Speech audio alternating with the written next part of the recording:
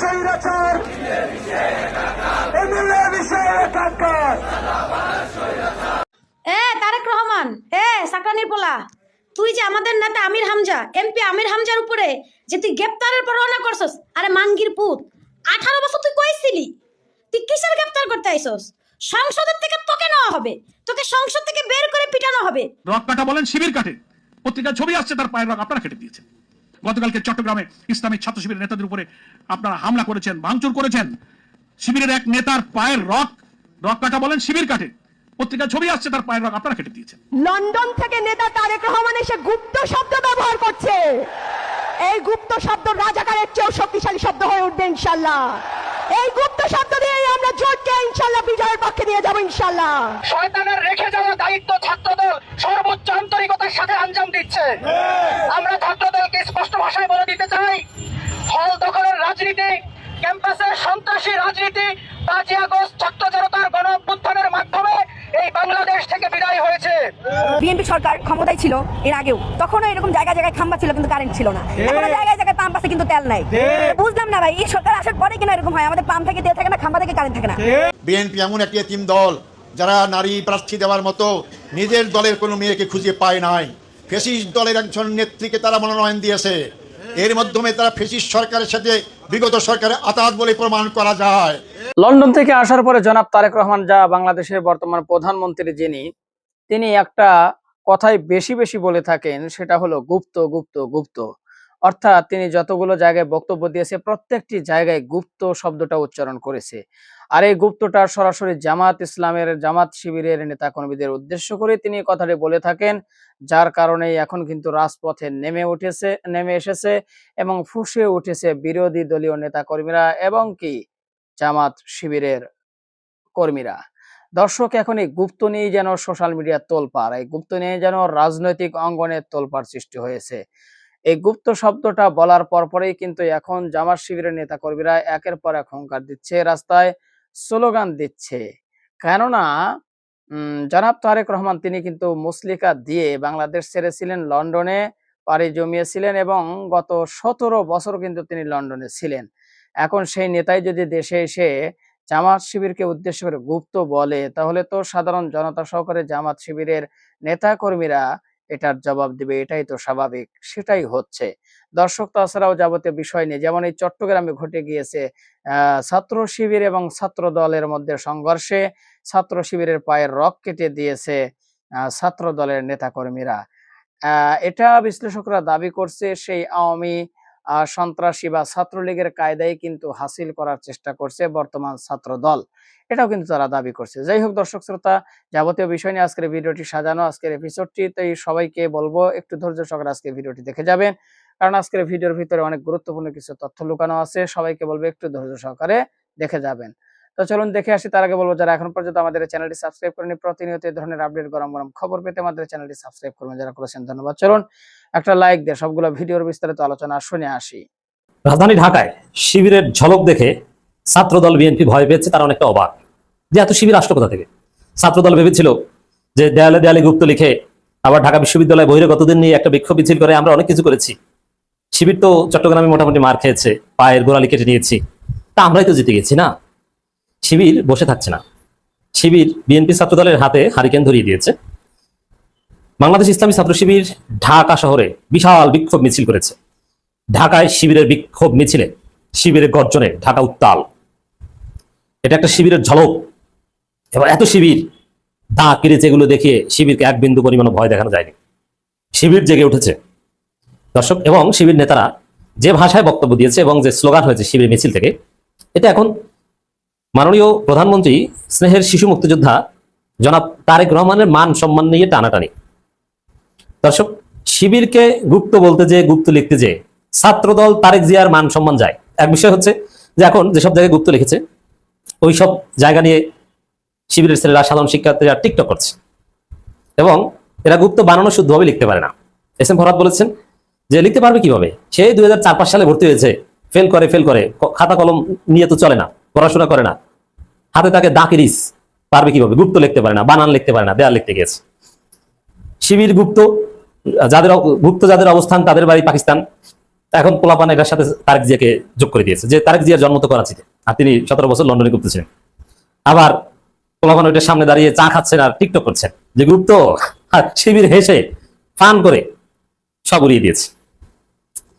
তো দর্শক, শিবিরের নেতারা রাজধানীতে শিবিরের যে বিক্ষোভ মিছিল, সেই বিক্ষোভ মিছিলে যে বক্তব্য দিয়েছে অসাধারণ। এই বক্তব্য বিএনপির শরীরে কাঁপন ধরিয়ে দিয়েছে। বিশেষ করে দেখেন, শিবিরের একটা বক্তব্যের একটা মেসেজ হচ্ছে যে আপনারা আমাদেরকে গুপ্ত বলেন, আমাদের উপর নির্যাতন করেন, কোপান, বাড়াবাড়ি করেন, আমাদের হাতে কিন্তু আপনাদের আসল মাল আছে, এমন জায়গায় হাত দিব লজ্জায় মুখ দেখাতে পারবেন না। তো সেই জায়গাটা কি?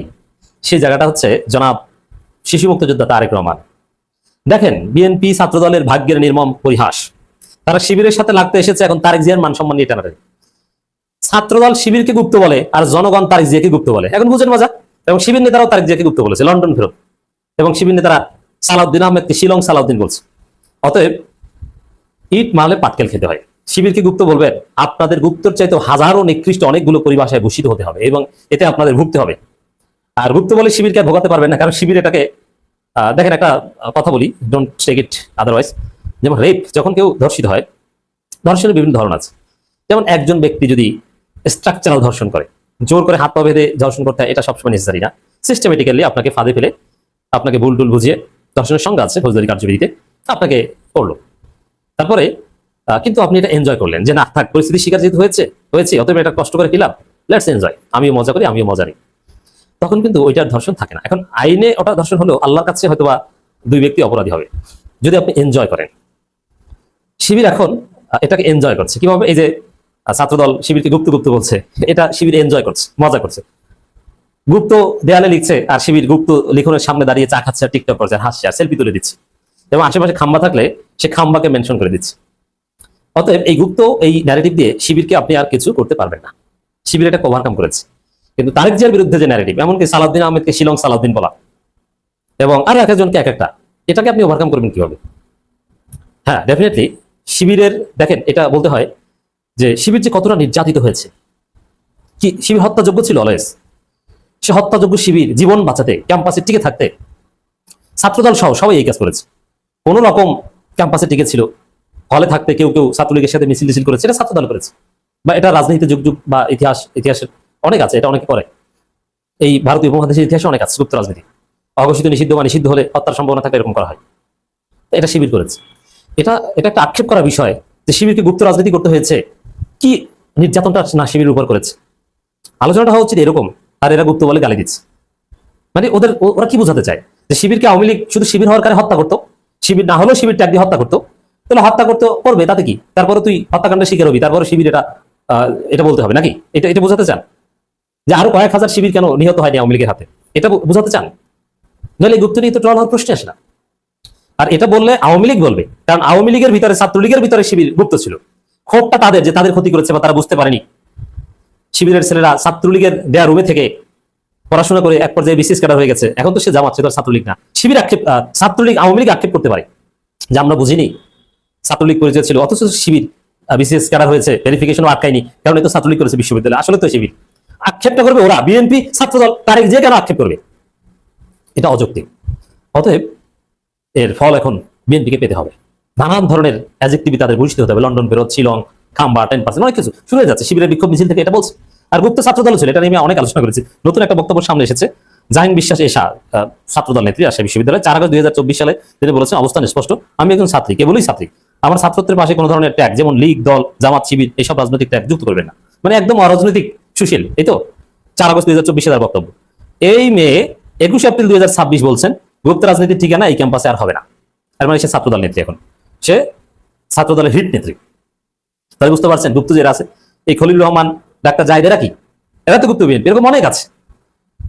দর্শক, কিন্তু শিবির এই বিএনপির সন্ত্রাস আর টলারেট করবে না। রাজপথ থেকে শিবির নেতারা বলে দিয়েছেন যে ছাত্রলীগ এভাবে ফ্যাসিস্টে উঠতে চেয়েছিল, হ্যাঁ বেড়েছে, কিন্তু এক পর্যায়ে তাদের পতন হয়েছে। কিন্তু ছাত্রদল যদি ইতিহাস থেকে শিক্ষা না নেয়, ছাত্রদলের পতন হবে অচিরেই, ছাত্রদল রেহাই পাবে না। কুয়াতুল বাঙালি, কুয়াতুল বাঙালি যে শক্তিমত্তা, আমরা এটা প্রদর্শন করতে চাচ্ছি। আর জনগণের মধ্যে বিভ্রান্তি সৃষ্টি করার জন্য নানা রকম দেখা বলে ভাওতাবাজি আমরা করছি, রাজনীতিবিদরা বেশি করছি। এই যখন অবস্থা, তখন হঠাৎ করে রাজপথ উত্তপ্ত হয়ে গেল। চট্টগ্রামে জামাতের যে ছাত্র সংগঠন শিবিরের সঙ্গে ছাত্র দলের যে মারামারি চট্টগ্রাম সিটি কলেজে, সেই মারামারিটা শুরু হলো। ছাত্রদল তারা শিবিরকে গুপ্ত বলে গালি দিয়েছে। গুপ্ত, এত একটা গোপন সংগঠন। তো আসলে আমাদের দেশে গুপ্ত সংগঠনটা এটা একটা সময় মর্যাদার ছিল। যারা আন্ডারওয়ার্ল্ডের থেকে রাজনীতি করতেন, যেমন নকশাল রাজনীতি করতেন, বামধারার অনেকগুলো সংগঠন ছিল যাদের বিরুদ্ধে হুলিয়া জারি করা হতো, এবং যার বিরুদ্ধে যত হুলিয়া ছিল তাকে তত মর্যাদাবান সম্মানিত রাজনীতিবিদ মনে করা হতো। যেমন মাস্টারদা সূর্য সেন, তার বিরুদ্ধে হুলিয়া ছিল। পশ্চিমবঙ্গের কিংবদন্তি রাজনীতিবিদ জ্যোতি বসু, তার বিরুদ্ধে হুলিয়া ছিল। এমনকি বঙ্গবন্ধুর বিরুদ্ধেও হুলিয়া জারি করা হয়েছিল। তো এই যে আমি আবার তথ্য বঙ্গবন্ধুর বিরুদ্ধে হুলিয়া ছিল কিনা আমাকে একটু চেক করে বলতে হবে, আমি বলে ফেলেছি, যেন এটা নিয়ে আবার ট্রল না হয়। কিন্তু বাকি যে দুজনের কথা বললাম, এটা ইতিহাস প্রমাণিত, তাদের বিরুদ্ধে হুলিয়া ছিল, অর্থাৎ জ্যোতি বসু এবং মাস্টারদা সূর্য সেন। তো এটাকে যে সময় গর্বের বিষয় মনে করতো, জনগণের স্বার্থে তারা পরিবার পরিজন সব কিছু ছেড়ে দিয়ে বনে জঙ্গলে বাস করতেন এবং রাজনীতি করতেন। তখন গুপ্ত রাজনীতি সম্মান ছিল। কিন্তু এখন গুপ্ত রাজনীতিটাকে বলা হয় যারা বেইমান, এরা মুনাফেক, এরা প্রতারক, এরা ভণ্ড, এই চরিত্র যাদের রয়েছে তাদেরকে গুপ্ত সংগঠন বলা হয়। এগুলো একটা। তো সেইভাবে শিবিরকে, জামাতকে এই গত 2 বছর ধরে বিএনপিও গালাগাল করছে গুপ্ত, তারপরে মিডিয়াগুলোতে গালাগাল করছে গুপ্ত, আর বিএনপি যারা শীর্ষ নেতৃত্ব তারা তো সরাসরি মানে ট্রল করছে যে এরা হলো গুপ্ত। এখন এটা আসলে জামাত কোনো অবস্থাতে মানতে পারছেন না। তারা গোপনে বিএনপির মধ্যে মিশে গেছেন, গোপনে তারা আওয়ামী লীগের সঙ্গে মিশে গেছেন এবং তারা সফলতা অর্জন করেছেন। এটাকে তারা একটা ভিক্টরি মনে করেন। এটাকে তারা কোনো অবস্থাতে এই গুপ্তর সঙ্গে মিলাতে চাচ্ছে না। তারা এটাকে একটা কৌশল মনে করছে যে এটা একটা রাজনীতির একটা কৌশল, এবং এই কৌশল সবাই অর্জন করে। এটাকে আপনি গুপ্তচর বৃত্তি বলতে পারেন বা অন্য যে কোনো জিনিস বলতে পারেন। সেটা তারা এটাকে একটা ডিকশনারিতে বাংলাদেশের একটা নিউ ডাইমেনশন অফ পলিটিক্স হিসাবে পরিচয় করতে চাচ্ছে, এবং তারা মনে করছে যে আমরা এই যে কৌশল অবলম্বন করেছি, কৌশলের কারণে আমরা বিজয়ী হয়েছি। শেখ হাসিনা রেজিমের শেষ হয়ে গেছে বা তাদের পতন হয়েছে, আর এই কারণে আমাদের কারণে আসলে বিএনপি ক্ষমতায় এসেছে, আমাদের কারণে এনসিপি তৈরি হয়েছে। পুরো we are the master plan. আমরা এই সব কিছু করেছি। আমরা ইউনুসকে এনেছি, আমরা আমেরিকাকে বাংলাদেশের ব্যাপারে ইনভলভ করেছি, আমরা ভারতকে নরম করেছি, আমরা চীনকে যা কিছু দেশে বিদেশে সব কিছু জামাত করেছি। এরকম যখন তাদের একটা মনোভাব, তখন তারা ধরে নিয়েছিল ইন্ডিয়া জমানাতে যে তারাই ক্ষমতায় আসবে এবং এদেশে একটা ইসলামী এমিরেটস কায়েম হবে। কিন্তু পরবর্তীতে কিসে কি হয়ে গেল, হিসাব সব এলোমেলো হয়ে গেল। বিএনপি ক্ষমতায় এলো, তারেক রহমান সাহেব প্রধানমন্ত্রী হলেন, এটা জামাত তো আসলে মানতে পারছেন না। আর এই অবস্থাতে জামাতের মনে হলো যে আমাদের বাড়া ভাতে ছাই দেওয়া হয়েছে। ছাই দিয়েছে কে? বিএনপি দিয়েছে ছাই। তো যে বিএনপি তাদেরকে বাড়া ভাতে ছাই দিল, এখন সেই বিএনপি তাদেরকে গুপ্ত বলছে। এটা যতবার শুনছে ততবার তাদের মেজাজ গরম হচ্ছে, এবং এই মেজাজ গরম থেকে চট্টগ্রামের সিটি কলেজে মারাত্মক মারামারি হলো, সারাদিন মারামারি হলো। এবং এই মারামারির সময় যেটি হলো, কে বা কারা সেই শিবিরের এক কর্মীকে পিছন দিক থেকে চাপাতি বা রামদা দিয়ে কোপ দিয়ে তার পায়ের গোড়ালি কেটে ফেলা হলো। অতীতে জামাত শিবিরকে সবাই দায়ী করতো যে এরা রক কাটে, এবং রক কাটার একটা নিয়ম আছে, তারা কৌশল আছে, সেই কৌশল করে তারা রক কাটে। কিন্তু এইভাবে একেবারে হাতের কবজি মানে একটা কোপ দিয়ে মানে বিচ্ছিন্ন করে ফেলা, পায়ের গোড়ালি বিচ্ছিন্ন করে ফেলা, এবং সেই ছবিগুলো বিভৎস দেশে আসছে, এটা দেখা যায় না। এই কাজগুলো চট্টগ্রামে রিসেন্টলি হলো, এবং শিবির আক্রান্ত হলো। মানে শিবির এই কাজ করেনি, শিবিরের লোককে আক্রান্ত করেছে। কারা করেছে এখন এটা নিয়ে উত্তাল, এবং ওটা নিয়ে চট্টগ্রামে মারামারি হওয়ার সঙ্গে সঙ্গে আবার ঢাকাও উত্তপ্ত। ঢাকা বিশ্ববিদ্যালয় সেই উত্তপ্ত ছিল সারা রাত, নানা রকমভাবে কথাবার্তা হচ্ছে, এবং সবাই বলছে যে যেখানে যেখানে গুপ্ত দেখো সেখানে সেখানে থুথু মারো, থুথু মারো, এই ধরনের আওয়াজ তোলা হচ্ছে। আর এর অ্যাগেনস্টে মানে বিপরীতে জামাত এবং শিবিরের যারা লোকজন আছে তারাও অকথ্য ভাষায় একেবারে প্রধানমন্ত্রী থেকে শুরু করে বিএনপি যারা কর্তা ব্যক্তি তাদেরকে গালাগাল করছে।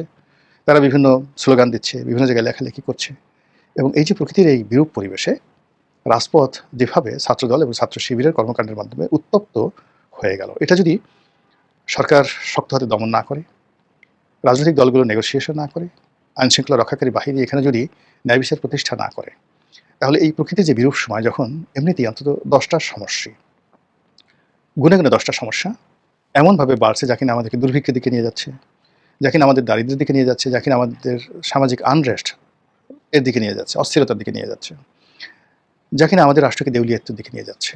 এই সমস্যাগুলোর মধ্যে যদি আমরা ছোটোখাটো বিষয়গুলো নিয়ে, গুপ্ত নিয়ে, সুপ্ত নিয়ে ঝগড়া করি, বিপদ করি, মারামারি করি, কাটাকাটি করি, এটা এই রাষ্ট্র বহন করতে পারবে না, এবং এই মুহূর্তে না। 2 নম্বর হলো যে জামাত এবং বিএনপির সাথে তো আসলে দীর্ঘদিনের বন্ধুত্ব ছিল। এখনো পর্যন্ত কিন্তু জনগণ বিশ্বাস করছে না যে এদের মধ্যে আসলে কোনো শত্রুতা আছে। তারা মনে করছে যে এদের মধ্যে একটা গোপনের সমঝোতা হয়েছে, একটা সমঝোতার ইলেকশন হয়েছে, সমঝোতার রাষ্ট্র হয়েছে, সমঝোতার সরকার হয়েছে, সমঝোতার পার্লামেন্ট হয়েছে, সমঝোতার বিরোধী দল হয়েছে, সমঝোতার সরকারি দল হয়েছে। আর জনগণ যেন এই কথাগুলো বলতে না পারে, গৃহপালিত বিরোধী দল বলতে না পারে, গৃহপালিত সরকারি দল বলতে না পারে, সমঝোতা সরকারি দল বলতে না পারে, আমেরিকার যাকে বলা হয় মদতপুষ্ট সরকার বলতে না পারে, ভারতের মদতপুষ্ট সরকার বলতে না পারে, ইউটিউবে যেন বিভিন্ন লোক গালাগালি করতে না পারে, এই জন্য সামথিং ইজ হ্যাপেনিং, কিছু কিছু ঘটনা ঘটছে, এ কথা মানুষ সন্দেহ করছে বা বলার চেষ্টা করছে। তো সেই কথাগুলোকে ধামাচাপা দেওয়ার জন্য অনেকে মনে করছে যে রাজপথ উত্তপ্ত করার চেষ্টা করছে, বা জামাতের নেতৃত্বে যে 11 দল তারা জুলাই সনদ নিয়ে মাঠ ঘোলা করার চেষ্টা করছে, খুব হুঙ্কার ধামকার দিচ্ছে, রাস্তায় নেমে এসে সরকারকে মানে এই দাবি দাওয়া মেনে নিতে বাধ্য করা হচ্ছে। আবার সরকারও তাদেরকে নিয়ে বিভিন্ন রকম উস্কানিমূলক কথাবার্তা বলছে, তারপরে জুলাই সনদের পক্ষে নানা রকম বিবৃতি তৈরি করছে। পুরো জিনিসগুলোই মানে লোকজন সাধারণ মানুষ কি মনে করছে বড় ব্যাপার নয়, কিন্তু যারা একটু চিন্তাশীল তারা মনে করছে এগুলো হয়তো সাজানো। আমার এখানে ব্যক্তিগতভাবে কোনো অভিমত নেই, আমি জামাতের পক্ষে বলবো না, সরকারের পক্ষে বলবো না, আমি শুধুমাত্র এই ঘটনাগুলো বললাম যে এই ঘটনাগুলো ঘটছে। কিন্তু যেটা আমি বলতে চাই দ্ব্যর্থহীনভাবে সেটি হলো যে যদি সাজানো কোনো নাটক হয়, পুতুল নাচের মতো কোনো ঘটনা হয়, এবং সেই ঘটনা নিয়ে যখন অনার সৃষ্টি তৈরি হয়, সেই অনার সৃষ্টির শত্রুতা কিন্তু সাধারণ শত্রুতার চেয়ে মারাত্মক হয়। অভিনয় করতে করতে যদি কেউ দ্বন্দ্ব এবং সংঘাতে জড়িয়ে যায়, সেই দ্বন্দ্ব এবং সংঘাতের যে ক্ষয়ক্ষতি এবং পরিণাম, নর্মালি আপনি যখন সিদ্ধান্ত নিয়ে আমার সঙ্গে মারামারি করবেন, প্ল্যান করে মারামারি করবেন, তখন আমি এবং আপনি, আমাদের শরীর, আমাদের মন, আমাদের মস্তিষ্ক সর্বোচ্চ সতর্কতায় থাকে to get the highest benefit, নিজেকে জেতানোর জন্য, প্রতিপক্ষকে পরাজিত করার জন্য। কিন্তু আমরা ভাবিকে দেখানোর জন্য, ভাসুরকে দেখানোর জন্য, ভাতারকে দেখানোর জন্য, নাংকে দেখানোর জন্য, দর্শকদেরকে দেখানোর জন্য কখনো যখন অভিনয় করে বন্ধুর সঙ্গে আমরা শত্রুতা করার চেষ্টা করি, এবং সেই শত্রুতা করতে করতে করতে গিয়ে যখন ব্যাপারটা সিরিয়াস হয়ে যায়, তখন কিন্তু কোনো কিছু নিয়ন্ত্রণের মধ্যে থাকে না, এবং ওখানে যারা এই ভং দেখায় তারা পরস্পরের এত বড় ক্ষতির কারণ হয়ে যায়, একে অপরদের দ্বারা এতটা ক্ষতিগ্রস্ত হয়, অপমানিত হয়, লাঞ্ছিত হয়, অনেক সময় জীবন নিয়ে টানাটানি লেগে যায়, অনেক সময় মারা যায়। এবং এগুলো এতটা মারাত্মক আকার ধারণ করে, যার একটা অনবদ্য দৃশ্য, বিয়োগাত্মক, যেটা বলে one of the greatest tragedy ever made in the history, the literature, সেটা হলো শাহনামা, মহাকবি ফেরদৌসির শাহনামা। শাহনামাতে অসংখ্য গল্প আছে, সেই গল্পের মধ্যে সোরাব এবং রুস্তম, এই গল্পটি আপনারা জানেন। তো সেই সোরাব রুস্তমের ঘটনায় যে সোরাব জানতেন রুস্তম তার পিতা, কিন্তু রুস্তম জানতেন না সোরাব তার সন্তান। যুদ্ধ শুরু হলো, এবং যে ঘটনাটা ঘটলো, পিতার হাতে পুত্র নিহত হয়ে গেল। আমরা শৈশবে এই সোরাব রুস্তমের কাহিনী পড়েছি। আরব্য সাহিত্যে, পারসিক সাহিত্যে বা ইংরেজি সাহিত্যে এটা যত সুন্দর করে বর্ণনা করা হয়েছে, আমরা বাংলাতে অত সুন্দর করে ওই হৃদয় বিদ্যারক কাহিনী বর্ণনা করতে পারিনি, ফলে আমরা ওটার মর্মার্থ এখন বুঝতে পারি না। তো এরকম যখন রাজনীতিতে অভিনয় হয়, খেলাধুলা হয়, সাজানো নাটক হয়, সেক্ষেত্রে এরকম সোরাব এবং রুস্তমের মতো ঘটনা ঘটে, এবং সেখানে পিতার হাতে পুত্র মারা যায়, পুত্রের হাতে পিতা মারা যায়। একই ঘটনা, ঠিক এরকম সোরাব রুস্তমের মতো এরকম ঘটনা মহাভারতে ঘটেছিল, দুই ভাইয়ের সঙ্গে, একই মায়ের পেটের দুই ভাই। একজনের নাম অর্জুন, আর একজনের নাম কর্ণ। দুজনের মায়ের নাম হলো কুন্তি। রবীন্দ্রনাথের একটা বিখ্যাত কবিতা আছে, কর্ণ কুন্তি সংবাদ, পড়ে দেখবেন। অর্জুন জানতেন না কর্ণ তার ভাই, কিন্তু কর্ণকে জানিয়ে দেওয়া হয়েছিল, তার মা বলেছিল যে অর্জুন তোমার ভাই, তুমি বড় ভাই, অর্জুন তোমার ছোট ভাই। তো সেই দৃশ্যে কর্ণের যে মর্মান্তিক মৃত্যু, সেটা মহাভারতে যেভাবে ফুটিয়ে তোলা হয়েছে, সেই দৃশ্য যেন 2026 সনের এই মানে গ্রীষ্মকালে প্রকৃতির এই বিরূপ সময় আমাদের ভাগ্যে না ঘটে। চামচামি করতে থাকেন, তেল মারতে থাকেন, টুটি একটু বড় আপনি নিজেও একটা জায়গা পেয়ে যাবেন। দালালি করবার সময় দালালির একটা সীমা রেখা রাখবেন মিস্টার জিল্লু, এবং আমাকে আবারও বলতে হয়, এই জিল্লু বলবে। আসসালামু আলাইকুম। আমাদের যে নায়ক আছে না শাকিব খানের একটা ছবি রিলিজ হয়েছিল আজ থেকে 2 বছর আগে। হ্যাঁ, ছবির নাম ছিল বরবাদ। ওখানে একটা ডায়লগ ছিল, এই ডায়লগটা অ্যাকচুয়ালি বাংলাদেশে ভাইরাল, ইয়াং ছেলেরা বা জেনজিরা সবাই জানে। ডায়লগটা ছিল, এই জিল্লু মালবে। মানে জিল্লু হলো একটা ক্যারেক্টার, শাকিব খানের চাপচা। ও যখন ওর কোনো মানে মাথা খারাপ হয়ে যেত, তখন বলতো, এই জিল্লু মালদে মানে মদ দে। আমাদের দেশে আরেকটা জিল্লু আছে এখন এই জমানায়, সেটা হলো জিল্লুর রহমান সাংবাদিক। এখন তারই নিয়ে মানুষ বলতেছে, এই জিল্লু তেল দে, মানে জিল্লু তুমি তেল দাও। তেল দিয়ে যে কি কাজ হয় এটা তো আপনারা কেউ বুঝলেন না। জিল্লুর রহমান ঠিকই বলছে, বৌরিয়াপি বানায় দিচ্ছে, যদিও তার বউ বিএনপির সাথে কোনো সম্পৃক্ততা নাই, কোনোদিন বিএনপি করেও নাই, একটা মিছিল মিটিংও যায় নাই। অবশ্য রুহুল কবির রিজভী সাহেব বলছিলেন যে যারা রাস্তার মধ্যে রিক্সার পাম্প ছাড়ে তারাই কি শুধু রাজনীতি করবে, তারাই শুধু রাজনীতি থাকবে, তারাই শুধু নেতৃত্বে থাকবে না। ঠিক কথাই বলছিলেন, কিন্তু রিজভী সাহেবের কথা ঠিক হয় নাই। তারেক রহমান সাহেব ওই রাস্তার মানুষগুলো দিচ্ছে যারা স্যাক্রিফাইস করছে বিগত জীবনে, দুই একজনটা বাদ দিছে বিভিন্ন কারণে, সেটা আমরা সবাই জানি। কিন্তু জিল্লুর বউ কেমনে হইলো, মানে জিল্লুর রহমানের বউ কেমনে এমপি হইলো, এটা এখন সবার বড়ই প্রশ্ন। এবং তার একটা ভিডিও দেখলাম আজকে, উনি তখন মানে তেল মাইরা এমন অবস্থায় খেয়েছে রে ভাই, মানে তেলের ড্রাম লিয়ে বইছে, তেলের ড্রাম কি হুদাই পারছে নাকি। মানে আজকে যে বিএনপিকে কীভাবে উঠাইলো সে বলতে চাচ্ছে যে এই যে বিরোধী দল যেটা আসছে, মানে জামাত ইসলামকে বুঝাইতে যাচ্ছে এরা না খামাখা বিরোধিতা করতেছে, এরা যুক্তিতর্ক করতে পারে না, এর জন্য এরা রাস্তায় নামতেছে, এদের দিয়ে কিচ্ছু হবে না। হ্যাঁ জিল্লু সাহেব, এই দিন সেই দিন না, হ্যাঁ জানেন তো, দিন বদলায়, দিন বদলায়, সবারই দিন বদলাইছে, শেখ হাসিনার দিনও বদলাইছে। এক সময় আপনার দিনও বদলাই বলে ভাই এত চামচামি করেন না, আপনার একটা তকমা আছে, আপনার নাকি নিরপেক্ষ সাংবাদিক। আপনি কিসের বলে নিরপেক্ষ, আপনি নিরপেক্ষ নাকি? আওয়ামী লীগের সময় আওয়ামী লীগের চামচামি করছেন, যখন আন্দোলন শুরু হয়েছে তখন আন্দোলনে যোগ দিচ্ছেন, মানে এই বিপ্লবের সাথে ছিলেন। ও আপনি তোমার বিপ্লব করবেন না, আপনি এটা বিপ্লব বলবেন না, এটা বলবেন কি একটা শব্দ ব্যবহার করলো, অভ্যুত্থান। অভ্যুত্থান যাক, উনি কিন্তু বলে দিচ্ছে আজকে বিপ্লব টিপ্লব নেই, অভ্যুত্থান। উনি বিপ্লব বলতে রাজি নয়, উনি বিরাট মহাজ্ঞানী লোক, উনি যা রাজি নয় সেটা তো আমরা বলতে পারি না, কারণ উনি আমাদের চেয়ে অনেক জ্ঞানী লোক, উনি হলো ডিপ স্টেটের লোক, উনি হলো আমেরিকার দালাল, আমেরিকার মাল খায়। ওই যে ট্রাম্প সাহেব একসময় বলছিল না যে বাংলাদেশে এই মাল গেছে এত $1 মিলিয়ন, কার কাছে গেছে? কেউ কেউ বলতেছে এই আন্দোলনকারীদের কাছে গেছে, এবং কেউ কেউ বলতেছে কিছু এনজিওর কাছে গেছে, এই এনজিওর মধ্যে উনি একজন। হ্যাঁ আজকে নবনীতের একটা কন্টেন্ট দেখলাম, এখানে পরিষ্কার নবনীত বলে দিছে যে জিল্লুর বউ আমেরিকার দালালি করার জন্যই এই পদটা পাইছে, নাও তো কোনো কারণ নাই, তাই না? জিল্লুর বউ তো কোনোদিন, মানে আমাদের ভাবি সাহেব, সম্মানীয় ভাবি সাহেব তো কোনোদিন বিএনপিও করে নাই, কোনোদিন মিটিং মিছিলও যায় নাই, কেন দিল? নিশ্চয়ই একটা অন্যরকম হিসাব আছে। আর সেই হিসাবে পাইয়াই তো জিল্লুর চেহারা, কিন্তু জিল্লুর চেহারা আজকে দেখে কন্টেন্টটা যায়, চেহারার মধ্যে মনে হয় তেল বাইরা বসছে আজকে, কাজ কাজ কাজ কাজ কাজ কাজ করতেছে, আর পাশে রাখছে তেলের ড্রাম, আর খালি তারেক রহমানের তেল বলছে। তারেক রহমান যা করতেছে, এই যে আপনার সাধারণ মানুষের মতো চলাফেরা করা, এই যে ইলেকশনের পরে প্রধান বিরোধী দলের নেতার বাড়িতে যাওয়া, নাহিদের বাড়িতে যাওয়া, এরকম পৃথিবী থেকেও করে নাই, মানে বাংলাদেশে কেউ করে নাই, বাংলাদেশের রাজনীতি থেকেও করে নাই, তারেক রহমান করছে। হ্যাঁ আবার এটাও বলছে তারেক রহমানকে নিয়ে অনেক সমালোচনা হচ্ছে যে কি উনি বিভিন্ন নিয়োগ দিয়েছেন, যেমনটি মনে করেন বাংলাদেশ ব্যাংকের নিয়োগ দেওয়া, বা ইউনিভার্সিটির ভাইস চ্যান্সেলরদের চেঞ্জ করা, বা ক্রিকেট বোর্ডে দেওয়া, এগুলো আপনাদের ওয়েট করতে হবে। মানে এরা তো ভালো কিছু করতেও পারে, আপনারা আগে থেকে কেন চিল্লাইতেছেন? Very good. অবশ্যই শেষে বলছেন এইভাবে না দিলেও পারতো, মানে এটা না বললে তো হয় না, মানে উনি তকমা লাগাইছেন উনি নিরপেক্ষ, কিন্তু কথা বলেন দালালের মতো না। তো আজকের থেকে তো তারা কেউ বলবে না, তারা কেউ স্বীকার করবে না যে হি ইজ নট এ দালাল, এবং আজকের থেকে কেউ বলবে না আজকের কন্টেন্ট দেখার পরে যে তেল মারার উস্তাদ সাংবাদিক। তেলটা তো ভাই সবাই পছন্দ করে যায়, এখন এই তেল মেরে উনি কী পাইবো আমরা জানি না। এর আগে যারা তেল মারছে, যেমনটি মনে করেন ডক্টর জাহিদুর রহমান পাইছে, জিল্লুর রহমান পাইয়া গেল, এখন বাকি আছে আরও দুই একজন, আশা করি তারাও একটা কিছু পাবে, দেওয়া উচিত, কারণ তারা বিএনপির জন্য অনেক কিছু করছে। জিল্লুর রহমান যে বিএনপির জন্য কতটুকু করছে যাই না, এত প্রজেক্ট থেকে গেছে, আমি চ্যালেঞ্জ দিয়ে বললাম ইলেকশন হবে না, ইলেকশন হবে না, মানে উনি হলেন বাংলাদেশের সবচেয়ে বড় জ্যোতিষ, ইলেকশন হবে না বলে গলা ফালাই ফেলাইছে। ওই বিহাত ইলেকশন হইলো, ইলেকশনই শুধু হয় নাই, আপনার বউ এমপি হইলো, কি মজা না? আর ইনশাল্লাহ এমপির হাজবেন্ড ভাই, সে হতে জিল্লুর রহমান বলবো না, হতে বলবো আপনার ওয়াইফের নাম কি তাহমিনা না, কি বলবো ওই যে হয়তো হামিনার স্বামী যায় চালায় যান। কিন্তু একটা কথা বলে রেখেন, আপনি যে বলেন না আমি নিরপেক্ষ, এটা কেউ বিশ্বাস করে না। আমাদের প্রয়াত প্রধানমন্ত্রী খালেদা ম্যাডামই বলে গেছেন যে কোনো পাগল আর কোনো শিশু ছাড়া কেউ নিরপেক্ষ হতে পারে না। দর্শক আশা করি সবগুলো ভিডিও দেখেছেন এবং বিস্তারিত আলোচনা শুনেছেন। তো আজকের এই ভিডিও লাস্ট মুহূর্তে বলবো কারা কারা এই পর্যন্ত ভিডিওটি দেখেছেন, আর যারা যারা আমাদের নতুন সাবস্ক্রাইবার রয়েছেন, যারা যারা সাবস্ক্রাইব করেছেন তাদের বলবো একটু কমেন্ট বক্সে এসে জানাবেন নাসির ভাই আপনার চ্যানেলটি সাবস্ক্রাইব করেছি। অবশ্যই আপনাদের এই কমেন্টের রিপ্লাই দেওয়ার চেষ্টা করবো ইনশাল্লাহ। দেখি আজকের এই ভিডিও থেকে কয়টা সাবস্ক্রাইবার আসে, আমার নতুন বন্ধুগণ কয়জন আমাদের এই চ্যানেলে সাবস্ক্রাইব করে। আশা করি ভালো কিছু পাবো। তো ভালো থাকবেন, পরবর্তী নিউজ নিয়ে দেখা হচ্ছে। আজকের মতো এ পর্যন্তই, আল্লাহ হাফেজ।